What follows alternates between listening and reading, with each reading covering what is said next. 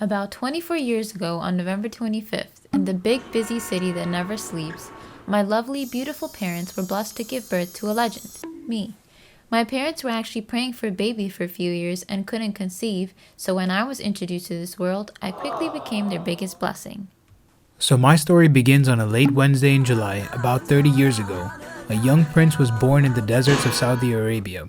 My mom gave birth alone since dad was far away at the time, and they brought me out to a big cake that said, "Welcome to the world, Eric," forever sealing in my love of cake.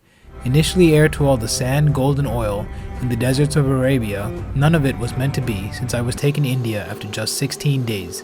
Happiness short-lived. My family consisted of my mother, my father, and me for about 5 years. Those years were filled with many memories, from calling the cops just to see if the number 911 actually worked and having them arrive at our doorstep, to even having my skin turn slightly orange because of the amount of carrots I'd eat as a toddler. My love for dressing up started when I was about 4 years old. I had a red lehenga that I'd try on once every day, dance in front of the mirror in, and try on my mom's shoes. I would sit my parents down and make them listen to hours of me singing, "I love you, you love me, we're a happy family." Soon after, my parents realized that the happy family had to become bigger and I couldn't just have all the spotlight anymore, so I was blessed with two younger brothers. Once I got to India, I was raised on a plantation, heaven on earth. I lived with my grandparents, and being the first grandson, I was spoiled. Got presents everywhere, everything I could ask for. Tall glasses of goat milk in the morning, beaten in with honey. Had everything I wanted whenever I wanted until August 1992. I got a baby brother. Had to start sharing, but we got along and grew up to be best friends. Our combined blissful childhood was interrupted in 1994, and we had to move yet again, this time to New York. I didn't know a word of English but started public school right away. Kindergarten turned out to be the hardest grade ever since I did it 3 times. But I never gave up and kept pressing on. Made it to first grade and middle school and on to high school. This is where Eric's and my story actually crossed paths. A time came where my parents decided that it was time to look for a new church. After a while of searching, we were invited to the New Testament church in Yonkers. After a few Sundays, there was a kind family that invited us over to their house.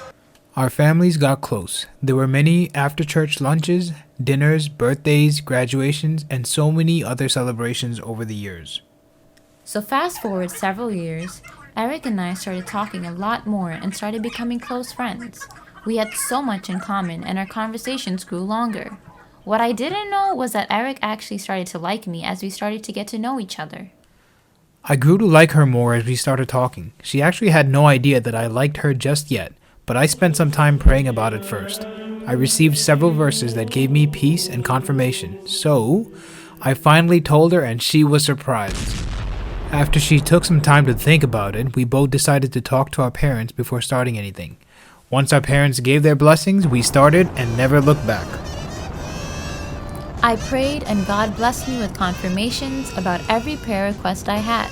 Then this beautiful man came to meet my father and asked for his blessings. Not to marry me, but to simply just ask permission to take me out. Then our story began. The butterflies, the long conversations, the food runs, the little cute dates over the year. I admired her faith, her deep relationship with Christ, and how she held on firmly to her verses and convictions. I liked how she brought energy to my day and never failed to put a smile on my face. I realized that I loved this girl and wanted to hold on to her and spend the rest of my life with her. So here's where the fun starts. I had no idea Eric was going to propose and instead thought that I was getting ready for a family friend's vow renewal ceremony. She asked me to be one of her bridesmaids and told me to get a golden gown, get my nails done, my hair done, and come early for pictures.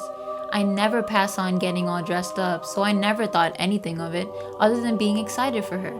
They even sent me fake RSVPs in the mail that made it seem like there really was an event that day. We drove in and I saw a really pretty castle and remember telling my family that our family friends picked a really nice place for their party. As soon as I got in, they led me to the back where I saw Eric walking up to me. I was super confused because he was there so early and even more shocked when he grabbed my hand and started leading me to the back gardens. That's when it finally hit me. I saw photographers, I saw red petals everywhere, a big red heart on the ground, and a very cute "Marry Me" sign. And that's when, in that moment, I had to make the biggest decision of my life. Dun dun dun. She said yes. It was the best decision ever, because a year later, here we are, husband and wife. The end.